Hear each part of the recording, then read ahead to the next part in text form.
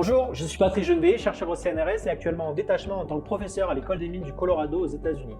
Aujourd'hui, je vais vous parler d'une technologie qui pourrait bien transformer notre façon de traiter l'information.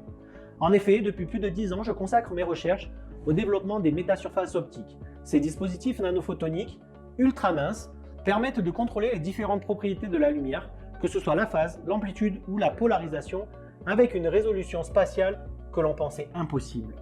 C'est une technologie bien réelle, qui est née en laboratoire et qui a désormais le potentiel de changer l'industrie optique. Pourquoi?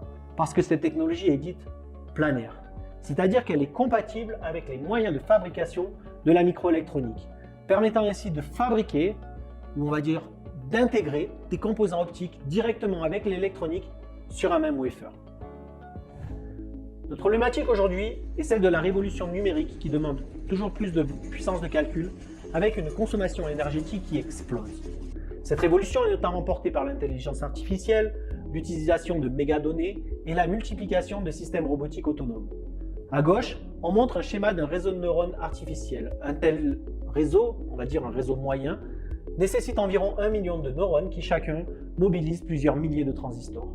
ChatGPT, l'un de ces Large Language Models, quant à lui, utilise plusieurs centaines de milliards de ces mêmes neurones. À droite, la prolifération de systèmes autonomes, robots ou véhicules autonomes, exige une technologie de modulation de faisceaux optiques qui soit à la fois scalable et financièrement accessible. Nous faisons face à un défi de société. Les data centers à eux seuls pourraient représenter l'équivalent de la consommation électrique du Japon d'ici 2030. Le coût énergétique de l'industrie domotique et logistique, elles aussi explosent. Et les processeurs actuels, des processeurs digitaux, à la source de toutes ces industries, atteignent leurs limites à la fois physiques et thermiques, avec un ralentissement notoire de la loi de Moore, alors que le besoin en puissance de calcul, par exemple pour certains domaines de l'IA, double tous les 3 à 4 mois. Mais si au lieu d'utiliser des électrons dans des transistors conventionnels, nous utilisions les propriétés fondamentales de la lumière pour effectuer certaines de ces opérations mathématiques. En effet, la lumière va vite, elle diffracte, elle peut transporter de l'information sans perte, et qui plus est, naturellement en parallèle. Elle est en quelque sorte le support idéal pour un calcul analogique distribué ultra rapide. Et c'est là que les métasurfaces entrent en jeu. Notre équipe a démarré ses travaux de recherche au CREA en développant des métasurfaces passives à base de nitrure de gallium, soutenues par le RC Starting Grant, plusieurs projets ANR et de nombreuses collaborations industrielles. Nous avons notamment obtenu des résultats très prometteurs en holographie, en projection de faisceaux ou modulation de faisceaux, en imagerie LiDAR 3D.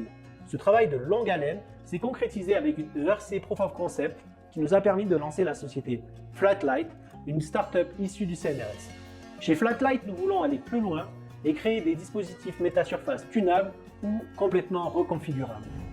En associant différents matériaux comme les cristaux liquides avec des semi-conducteurs, nous pouvons désormais modifier dynamiquement la réponse optique de ces dispositifs en temps réel avec des vitesses de modulation de quelques microsecondes. Une seule de ces couches de métasurface reconfigurables pourrait confiner des millions, voire même des milliards de neurones sur une surface de quelques centimètres carrés, soit une densité 1000 fois supérieure à celle des puces digitales actuelles utilisées pour le calcul neuronal.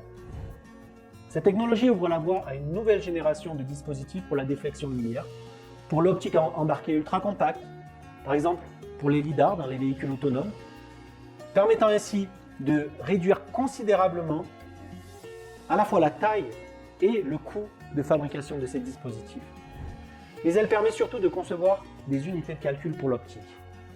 En comparant un réseau neuronal électronique qui lui consomme des centaines de watts, un dispositif photonique équivalent, basé sur des métasurfaces actives, pourrait fonctionner avec environ 3 ordres de grandeur d'énergie en moins.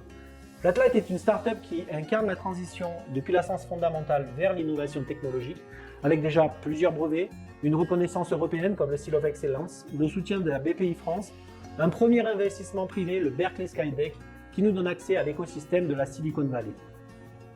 Cette technologie représente une opportunité de repenser en profondeur nos méthodes et nos moyens de calcul, plus en phase avec les enjeux écologiques et les ambitions industrielles de demain. Je vous remercie pour votre attention.